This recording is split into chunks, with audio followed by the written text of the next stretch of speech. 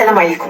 التشهير، السب، القذف في مواقع التواصل الاجتماعي شي حاجه اللي عاديه. يسبوك بسميتك ولا بدون ذكر الاسم اولا بالالقاب للافلات من العقاب باش يتسبوا لك في ضرر نفسي ومعنوي اللي يقدر يؤدي بك للوفاه، ولا يطعنوك في شرفك وشرف والديك باش يزيدوا يحطموك. هادشي كامل غير باش يزيد عندهم التفاعل ويديروا الاشهارات، حيت المحتوى ديالهم هو التشهير بالناس.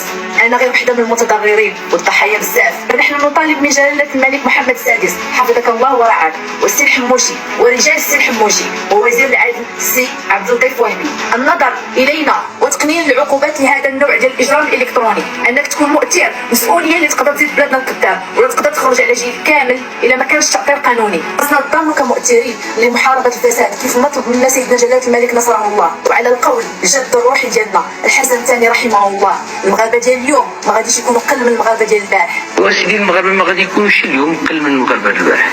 والله ينصر سيدنا وعاش. برافو عليك، برافو عليك، برافو عليك، برافو عليك، برافو